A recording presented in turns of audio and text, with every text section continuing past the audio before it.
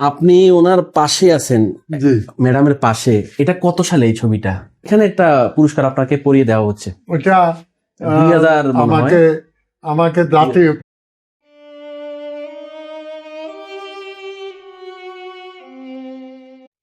আমি এখন সাবেক প্রধানমন্ত্রী বেগম খালেদা জিয়া ম্যাডামের পৈতৃক বাড়িতে আছি, এবং এর আগে আমার অনেকগুলো ইন্টারভিউতে যে আঙ্কেল ছিলেন তিনি সম্পর্কে খালেদা জিয়া ম্যাডামের ভাই হন, এবং অনেক বছর যাবত সভাপতি ছিলেন উনি জি অত্র এলাকার।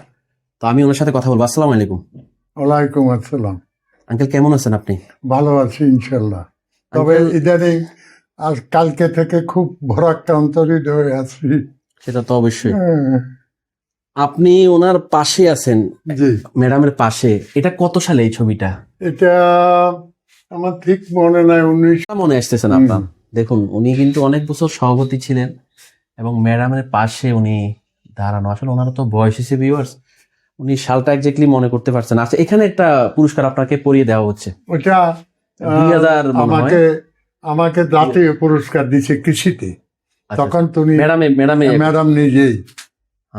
আচ্ছা আচ্ছা, এটা তো 2005 ওটাই সেম 2005-এ। দেখুন 2005-এর, তবে 6-7-এ দিছে আচ্ছা, দেখুন ওনাকে ওই কৃষির উপরে কৃষির উপরে। আচ্ছা, আমরা এখন আসলে এই যে গ্রামটা শ্রীপুর, দক্ষিণ শ্রীপুর অনেক স্মৃতিবিজড়িত একটি জায়গা, কারণ ম্যাডামের হচ্ছে পৈতৃক বাড়ি এখানে। প্রত্যেকবার আমরা এখন ওখানে যাবো। ওই যে একটা ডিগি আছে, ডিগির পারে ওনার গাছ লাগানো আছে, বা ওখানে বসে ওনার সম্বন্ধে কথা বলবো। চলেন কেল, আপনার পদবিটা বলেন, আপনি কি ছিলেন? আমি ছিলাম বিএনপির সভাপতি। আচ্ছা, কত বছর ছিলেন? প্রায় 18 বছর আমি সভাপতিত্ব করেছি। আপনার জন্য তো অনেক কষ্টের, কারণ ম্যাডামের আপনি অনেক কাছে ছিলেন। কাছের যখন শুনলেন ম্যাডাম আর নেই, কেমন আপনার অনুভূতি? মানে আমার অনুভূতি খুবই খারাপ লাগতেছে যে আমি অনেক বছর তার সাথে রাজনীতি করেছি, বহুবার দেখা হয়েছে, অফিসে দেখা গেছি, তারপরে বাসায় গেছি, সব জায়গায় কথাবার্তা হয়েছে। উনি আমাকে ভালোভাবে জানতেন এবং আমাকে একটা তার ভাই সাইদ ইস্কান্দার ভালো লোক হিসাবে তার কাছে সার্টিফিকেট দিয়েছিলেন। কারণ আমি 17-18 বছর সভাপতিত্ব করছি, বহু সময় 3 বছর 5 বছরও বেশি কেউ থাকতে পারে না দলের দায়িত্বে। আমি 18 বছর ছিলাম দলের দায়িত্বে। সুতরাং আমি চেষ্টা করেছি যাতে তার সম্মান তার থাকে, এবং আমি সৎভাবে সব কাজটা করেছি। আঙ্কেল, আমরা যেখানে দাঁড়িয়ে আছি, আপনার পিছনে হচ্ছে শ্রীপুর দিঘি। এখানেও খালেদা জিয়া ম্যাডামের ভাগ আছে, বাঘ আছে। দিঘির পারে 2টা গাছ লাগিয়েছেন, একটা হচ্ছে নিম গাছ, একটা হচ্ছে কদবেল গাছ। যখন এই জায়গাগুলোর দিকে তাকান, একটু খারাপ লাগে না? আবেগ আসে না? উনি তো আর আসবে না। আমরা লিখে রাখছি এটা খালেদা জিয়ার। জি, আমরা লিখে রাখছি। আমাদের এখন খুব খারাপ লাগতেছে এবং খুব অনুভূতি লাগতেছে, এটা ভাষায় প্রকাশ করতে পারবো না। আমাদের মান সম্মানের অগ্রভাগ ছিলেন তিনি। হ্যাঁ, অগ্রভাগে ছিলেন তিনি। ওনার নাম বললে আমরা যেখানে যাই, যে আমরা খালেদা জিয়ার বাড়ির লোক, খালেদা জিয়ার দেশের লোক, আমাদেরকে ভিন্নভাবে জনগণ সম্মান দিত তখন সেখানকার জনগণ। সুতরাং এখন তো আর আমাদেরকে ওইভাবে মানুষ মান দেবে না। আমি আরেকটা কথা বলবো আপনার সাথে অ্যাড করে। সবাই বলতো ফেনীর মেয়ে খালেদা গর্বমোদের আলাদা। আজকে তো চলে গেল। আসলে আপনাদের জন্য তো আসলে কি বলবো, এটা খুবই কষ্টদায়ক। ফেনী যারা আছে, মহা কষ্টদায়ক। আমার কাছে খুবই খারাপ লাগতেছে। আমার জানি না কারো কাছে কি লাগতেছে, আমার কাছে বেশি খারাপ লাগতেছে। একটা দুইটা স্মৃতি বলুন না। অসংখ্য স্মৃতি আপনার সাথে, আপনি দেখা করতেন, যেতেন, কেমন কথা বলতো, কি বলতো, একটা স্মৃতি দুইটা স্মৃতি বলুন না। উনি তো খুব এক এক এক কথার মানুষ ছিল। যখন কথা বলতাম, আমি একবার বলছিলাম যে আমাদের এলাকায় তো কাজ কম হচ্ছে, কলেজ আমি তো আপনাদের প্রধানমন্ত্রী না, আমি সারা দেশের প্রধানমন্ত্রী। কত বড় কথা, বহুত বড় কথা। এটা আমার দিলের মধ্যে গেঁথে রয়েছে এবং আমি এটা ভুলতে পারবো না জীবনেও।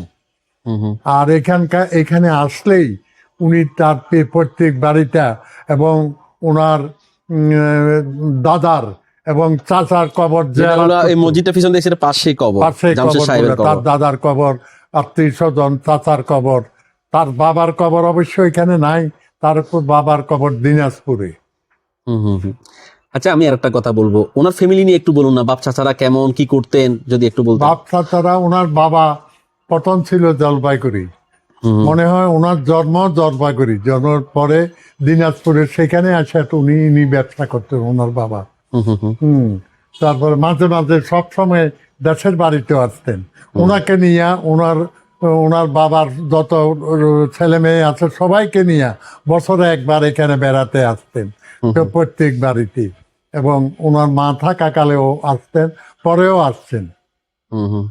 উনি তো অনেকবার অসুস্থ হয়েছিলেন, আবার ভালো হয়েছিলেন, ভালো হয়েছে। এবারও কি আশা করছিলেন আবার ভালো হবে? আশা মানে বেশি আশা ছিল যে আবারও একটা ভালো সেরে উঠবে এবং আমাদের মাঝে আসবে। আমরা বক্তৃতা বারবার বলেছি, এই যে ভোট চাইতে গিয়া বলছি যে উনি ইনশাল্লাহ আমাদের মধ্যে ফিরেই আসবেন। মাঝে মাঝে অসুস্থ বেশি হয়ে যান, আবার সুস্থ হন, এইভাবে করতে করতে তো শেষ হয়ে গেল। আঙ্কেল, আপনার হাতের উপর দিয়ে উনি গেছেন, আপনি অনেক কিছু জানেন, অনেক বছর সভাপতি ছিলেন। ওনার জীবনটা তো অনেক কষ্টের। ওনার হাতের উপরে ওনার হাজবেন্ডটা শাহাদাত বরণ করলো, মা ছোট গেছে, ছেলেটা কোকো মা সাহেব গেছে, চলে গেল, ছেলে গেছে, এবং দীর্ঘদিন সবাইকে উনি হারাইছে, এবং দীর্ঘদিন জেলও খেটেছেন, অসুস্থ ছিলেন, বহুদিন জেল খাচ্ছে। তো শেষ সময়ও উনি সেভাবে, হয়তো এখন শেষ যে আসি তার রহমান সাহেব এসেছেন, তারপরও কেমন যেন একটা বিচ্ছেদ কষ্ট ছিল ওনার সারাটা জীবনটাই, এবং অনেক সংগ্রামের। এই জন্য অনেকে ওনাকে বলতো আপসীন নেত্রী। কিভাবে দেখেন ওনার জীবনটাকে, একজন নারী হিসাবে এত কষ্ট করে একটা প্রত্যন্ত অঞ্চল থেকে, এরকম ফেনী জেলা থেকে উঠে একটা পুরো ওয়ার্ল্ড ওয়াইড ওনাকে চিনে, তিনবার প্রধানমন্ত্রী, 5 বার উনি নির্বাচিত হয়েছিলেন, অনেক কিছু যদি একটু বলতেন আপনি। এখন উনি তো বিশ্বের সেরা এখন নেত্রী এবং আপসীন নেত্রী, এবং প্রথম মহিলা প্রধানমন্ত্রী মনে হয় সম্ভবত। প্রথম মহিলা প্রধানমন্ত্রী, উনি আপসের নেত্রী। এত কষ্ট শেখ হাসিনা এত কষ্ট দিয়েছে, তারপরেও আপোষ করেন নাই তিনি, কখনো আপোষ করেন নাই। আপোষ তার কাছে ছিল না, উনি যেটা বলতেন সেটাই সঠিক ছিল এবং সেই পথে চলতে চেষ্টা করতেন। আপনি তো ওনাকে, উনি তো দীর্ঘদিন যাবত অসুস্থ, কিন্তু সুস্থ অবস্থাতে আপনি দেখেছেন যখন ভালো ছিল, সুস্থ ছিল, যেহেতু আপনার ঘরের ছবি আছে, এক পাশে বসা, আপনাকে পুরস্কার দিলেন।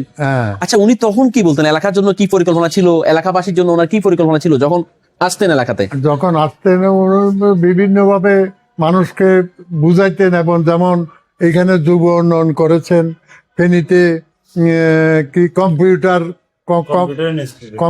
ইনস্টিটিউট করেছেন, হসপিটাল ওনার নিজের হাতের করা, একটা সরকারি কলেজ আছে এখানে সরকারি কলেজ, তারপরে এই মাদ্রাসাটা ওনার নিজের হাতেই করা, তারপর যুব উন্নয়ন, তারপরে আরো আছে অনেক, তারপরে ওই মহিলা কলেজ তো আছেই, ওই যে ইয়াটা স্বাস্থ্য কমপ্লেক্স, উপজেলা স্বাস্থ্য কমপ্লেক্স ওনার আমলের করা। আঙ্কেল, খালেদা জিয়া ম্যাডাম ছিল ফেনীর জন্য একটা উজ্জ্বল বাতি, সেই বাতিকে আজকে নিভে গেল। বাতিটা নিভে গেছে। এখন আমাদের সেখানে দুঃখ লাগে আর কি। মানুষ থাকবে না চিরদিন সত্য, কিন্তু মানুষকে যেতেই হবে। কিন্তু উনি একজন বিশেষ নেত্রী হইয়া উনি আমাদেরকে ছেড়ে চলে গেছে, এইখানে আমাদের দুঃখ। উনি যদি আরো কিছু বেঁচে থাকতো, মানে দুঃখের সময় উনি ছিলেন, সুখের সময় থাকতে পারলেন না। দুঃখের সময় অনেক সংগ্রাম করছেন, কিন্তু সুখের সময় উনি থাকতে পারলেন না। এখন তো ধরতে গেলে কোনো ইয়ে ছিল না, একদম ফ্রি ছিলেন উনি। সুখের সময় আসলো, উনি চলে গেল, সেটাই হলো সবচেয়ে বড় বেদনাদায়ক। আচ্ছা, আমি আরেকটা কথা বলবো আঙ্কেল, এখানে একটা সড়ক দেখলাম, জিয়া সড়ক। শহীদ প্রেসিডেন্ট জিয়াউর রহমান হচ্ছে এই গ্রামের জামাই। কখনো এসেছিলেন? এসেছে, যদি একটু স্মৃতিগুলো বলতেন, কখন এসেছিলেন? একবার আসেছে, আমি তখন ছিলাম না, আমি তখন চাকরি করি। আমি যখন তার প্রথম অবস্থায় যখন আসে, তখন আমি একবার আসছিলাম, বেশি আসে না। তারেক রহমান সাহেবের নানার বাড়ি এটা? নানার বাড়ি। উনি বারবার আসছে, ছোটবেলায় আসছে, তারপরে এই যখন রাজনীতিতে প্রথম আসে তখনও আসছে, ছাত্রদেরকে এখানে কলেজে আসছে, ছাত্রদের সাথে মিটিং করছে, অনেকবার আসছে। ছাগলাইয়াতে আসছে, আমরা ওনাকে সেখানে রিসিভ করছি, বহুবার আসছে, উনি সব সময় আসতো। আচ্ছা, খালেদা জিয়া ম্যাডাম চলে যাওয়ার পরে এখন বিএনপির চেয়ারপারসন হবেন তারেক রহমান সাহেব। নানার বাড়ি একটা হক থাকে, আপনাদের কি কোনো কিছু চাওয়ার আছে ওনার কাছে? চাওয়ার আছে, এটা স্বাভাবিক। ওরা আমাদের ভাগিনা হিসেবে আমরা সবসময়, রাষ্ট্রপ্রধান যদি হয় আমরা আবদার করবই, এটা স্বাভাবিক, এবং দেওয়াটা ওনার ব্যাপার। উনি কতটুকু দেখে আমাদের প্রতি নজর দেয়, সেটা হইল আসল ব্যাপার। ভালো লাগলে লাইক কমেন্ট করে আপনার মতামত দিন। সাথে থাকার জন্য সাবস্ক্রাইব করুন এবং বেল বাটনটিতে ক্লিক করুন।